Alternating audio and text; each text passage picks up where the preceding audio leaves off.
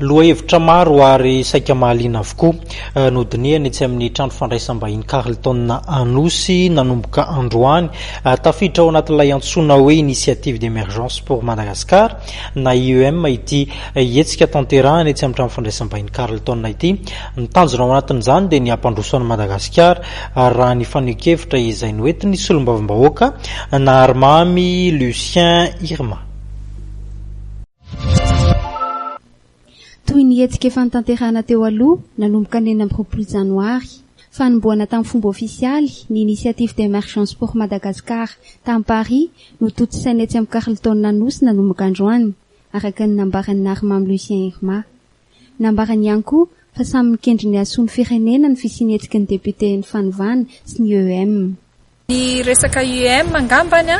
tsy vao androany no nisiany fa tamin'ny 26 janvier tany à Paris tany à la France dia fa nisy ny fanomboan'ny resaka EUM. Tamin'ny 17 février raha tsy diso ny fitadidiako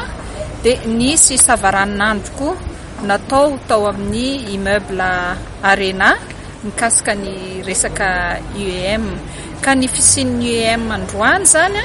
dia suite logique ny resaka IEM teo aloha ary mbola nisy ihany koa ara ny IEM décentralisé tany amin'ny districtny Ambilobe tamin'ny Valmars lasa teo ihany koa. Ka ny fisian'ny fanovana zay takin'ny député 70 sy ny IEM zany tsisy resaka ifanipahana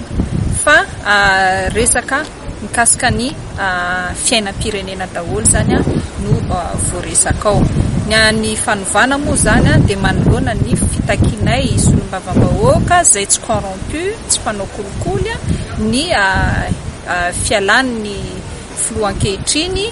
no ny zavatra maro zay tsy nety nanjo teto amin'ny firenena, anatin'izany ny kolikoly, anatin'izany ny tsy fahatsanganan'ny ACJ, Haute Cour de la Justice, anatin'izany ny tanana efa miosondra satria ny ray aman-dreny zany dia tokony tsy hamono zanaka nefa ny ratsika nalala fa tamin'ny 20 avril lasa teo dia nisy ny martyra teto amin'ny firenena noho ny fitifirana zay nampanorahan'ny olona zay eritreretina ho ray aman-dreny ny vahoaka malagasy.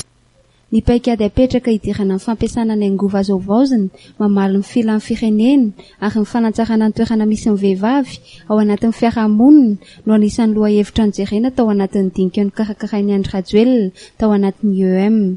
izay totosaina nanomboka androany eto Antananarivo ary hitoeram-pito 9 Mey.